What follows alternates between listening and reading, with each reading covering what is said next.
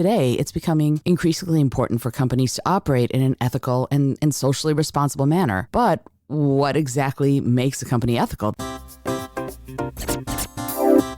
This episode is brought to you by my book, Speak From Within. Learn how you can engage, inspire, and motivate any audience. You can also download my 4 simple tips to make starting any conversation a breeze at the link in the show notes.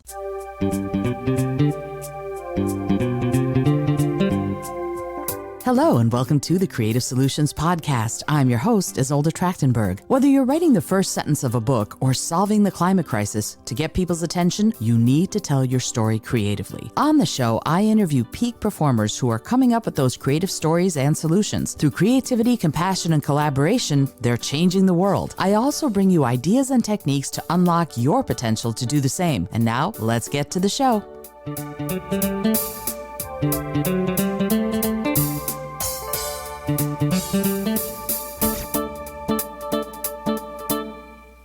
Hi, and welcome to the Creative Solutions Podcast. I'm your host, Isolde Trachtenberg. Thank you so much for taking the time to be here. Today, in today's Vegan Life Solutions episode, I want to take a sort of a break from talking about particular vegan companies and talk about ethics. In other words, what does it take to be an ethical company? Whether you're vegan or not, although I'm going to talk about a vegan sort of company set of ethics and what I believe they should be, in part because I am unveiling the Creative Solutions seal of ethical innovation. And we're going to be giving these seals of ethical innovation out to companies that are showing, not just talking about, but showing that they are ethical. But before we do that, I want to talk about what it means to be an ethical company. So these are some of the things I thought about and thought of when it comes to what ethics are, because today it's becoming increasingly important for companies to operate in an ethical and socially responsible manner. But what exactly makes a company ethical? That's what I was thinking about. And so I was thinking about what are the key characteristics. Here are some that I came up with. And if you come up with some, I would love to hear from you. And in fact, I'm just going to come out and say it. I would love your support also on my Patreon or my Buy Me a Coffee. It would be great to connect with you that way too, because you get extra bonuses, pre-release episodes, and all sorts of really cool, fun art. All right, so let's talk about the ethical characteristics of any company. 1, transparency, right? Ethical companies are transparent about their business practices, their financial information, and their decision-making process. It's like when I tell you that Brain FM is one of my affiliates, that I'll make some money if you decide to order, right? That's transparency. I'm not going, oh my God, I love it, even though I do. I'm not just saying that. I'm letting you also know that if you decide to try it, that I might get a little bit of money back, right? That's transparency. So companies that are transparent disclose relevant information to their stakeholders, including customers, employees, shareholders, the public at large, and they're open to feedback and criticism. That's an important part of it, is that it's kind of a two-way street. A second characteristic of ethicality, if you will, is fairness. Ethical companies treat all the people fairly, all the stakeholders, right? They treat them fairly, they treat them with respect, regardless of their position or status. So the sort of newest person on the totem pole is just as important as the CEO. And in part, it's true in sort of the greater way of looking at it, because everybody makes the ship go. It's not one person just sort of going, one person might be steering the ship, but they may not be, how do I even say it? They can't possibly make the ship go all by themselves. Let's put it that way. And I don't know why I did a ship metaphor, but there you go.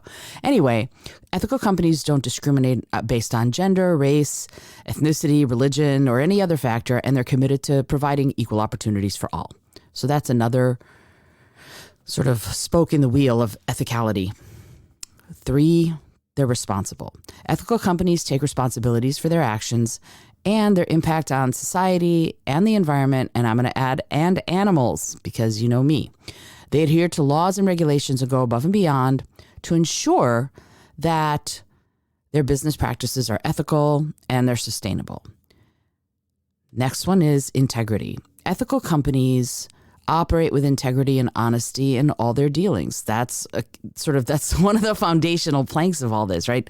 Those companies don't engage in unethical or illegal activities like bribery or fraud or corruption, and they hold themselves and all their people accountable for their actions.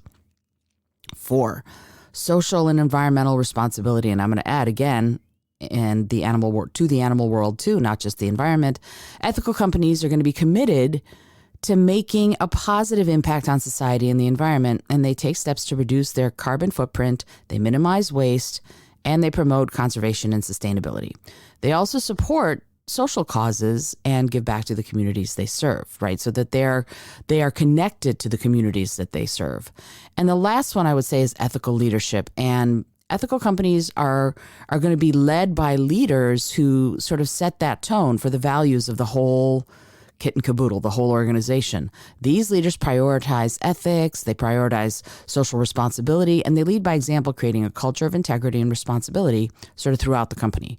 So those are the sort of the spokes of the wheel of an ethical company, without placing too much of an emphasis on being vegan, right?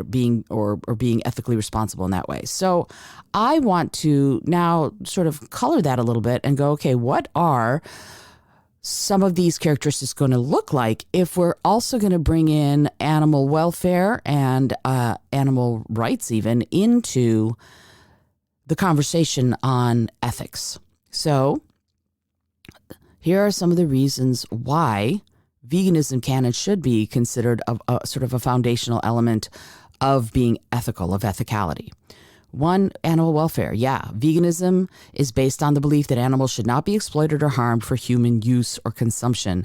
So an ethical company that adopts veganism as part of its values and practices is going to be taking a stand against animal cruelty and promoting animal welfare. Very important. 2, I would say environmental sustainability, because animal agriculture is one of the leading causes, if not the leading cause, of deforestation. It's also a cause of water pollution and greenhouse gas emissions. And so adopting a vegan perspective and having that be as a foundational plank to their statement of ethics, companies can reduce their environmental impact and they can promote sustainability and, most importantly, care for the animal world. Okay. 3, health and wellness, right? Veganism is going to promote a healthier and more sustainable diet, which can lead to improved health outcomes for employees, customers, and whatever stakeholders there are. The next one is social responsibility. Veganism aligns itself really well with social responsibility values because it addresses issues such as worker exploitation, food insecurity, human rights violations in the animal agriculture industry. So that kind of social responsibility would be, again, viewed through the lens of veganism. You're going to have a slightly different perspective on ethics, but it's one that's, I think, even more crucial and more vital. And the next one is innovation and creativity. So adopting veganism as part of a company's values and practices, it can also promote innovation and creativity because it requires finding new and different and innovative ways to create and market products that are free from animal products.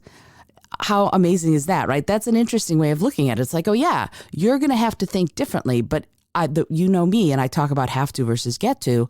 You're going to get to think differently. You're going to get to think more creatively. And isn't that a beautiful and wonderful thing? So by adopting veganism as part of their values and practices, ethical companies can demonstrate their commitment to animal welfare, environmental sustainability, health and wellness, social responsibility and innovation, and they can also attract customers and consumers who share those values and differentiate themselves in the market by offering products that align with all of those ethical principles. And that is a way of sort of being self-contained when it comes to being ethical, because then you're hitting all of the spokes of that wheel.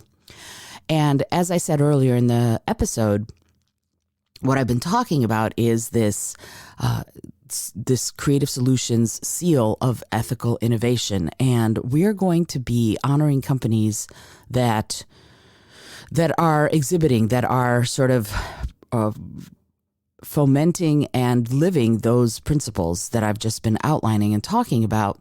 And we're going to be doing that very soon. We're partnering with the first company, and we're going to be doing a giveaway, hopefully in time for Mother's Day. I'm super excited about that. And you'll learn more about it as we go along. We're still finalizing the details on exactly how we're going to do that. But this company is relatively new, and they're kind of on the small side, but they're delicious. They're out of Colorado. If you know who I'm talking about, drop me a line and maybe we'll do a little giveaway for you too. And I'm very excited to partner with them, and they're going to be on the show in the next few months. So that's another really super cool thing. So I'm super, super, super, super excited about the Seal of Ethical Innovation. The Creative Solutions Seal of Ethical Innovations is going to be, let me say that again, because I flubbed it. The Creative Seal. No. Oh my goodness. My brain. The Creative Solutions Seal of Ethical Innovations is going, I don't know why I can't say it. The Creative Solutions Seal of Ethical Innovation is going to highlight companies that are living by those principles of sustainability, of social impact, of social responsibility, and of veganism, because that really encompasses all of them, because it means that somebody who's dedicated to veganism is dedicated to environmental sustainability, is dedicated to social responsibility, and most importantly of all, dedicated to animal welfare. And so when you get that seal, you will know that I believe that you are one of those companies. And if you want to throw your hat into the ring for the Creative Solutions Seal of Ethical Innovation, drop me a line. I would love to hear from you. This episode, as always, has been brought to you by a couple of different places, if you will. Yes, Brain FM, like I mentioned earlier, I use it every night to fall asleep. I use it to meditate. I use it to do my creative work. I use it to write. I used it this year to do taxes, and taxes were just a bunch easier. If you want to try it, there's a link in the show notes, and you get 20% off, which is really cool. You get 20% off if you buy it through my affiliate link, which is right there, and it would be great to see how you feel about it. Try it for a month and let me know. I'd love to know what you end up thinking about it. It also is brought to you by the podcast host that I use and love, Podbean. You can do so much. Podbean, one of the things that I think sets Podbean apart from other host providers, podcast host providers, is that you can get amazing statistics about who's listening to your show. So if you want to grow your show and want to know the demographics and the psychographics of the people who are listening, that's a really good way to do it. Buzzsprout does something similar, but I think Podbean is superior. Or at least I have not yet seen anybody. I did a fair amount of research before I decided to go with Podbean, and I have not seen anybody else doing what they're doing with respect to the statistics you get and the help you get from them should you need it. And so I love it. And also it's brought to you by Canva, because I use Canva all the time and every day. And last but not least, it's brought to you by my book, Speak From Within, How to Engage, Inspire, and Motivate Any Audience. So if you're interested in learning more about how to speak in public, how to have conversations, if you're on my TikTok, I'm at Izolda T on TikTok, you know that one of the things that I'm doing a lot right now is talking about conversation starters, and I'm giving tons of communication tips, like how I'm able to sit here for 12 minutes and some odd and chat with you without much of a break, except for that little bit of a flub on Creative Solutions Seal of Ethical Innovation. Yay, there, I said it. Anyway, if you follow me on TikTok, you know that I'm talking about that a lot. And in part, the principles that I laid out in Speak From Within are those very same principles that I put to use every single day to speak to you, to speak to hundreds, sometimes thousands of people when I'm doing my professional speaking engagements, and to also have conversations with my husband about the fact that he needs to change the kitty litter, even though what he wants to do is go out and juggle with his buddies. So, and that is actually a conversation that we've had. So I am not speaking out of turn. All right, cool. I hope you enjoyed the episode. As always, I remind you to be bold, be creative, and most of all, be kind.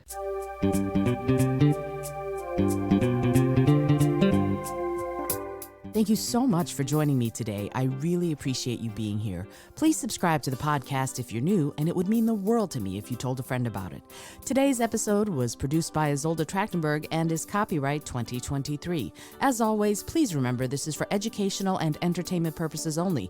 Past performance does not guarantee future results, although we can always hope. Until next time, keep living what you believe in.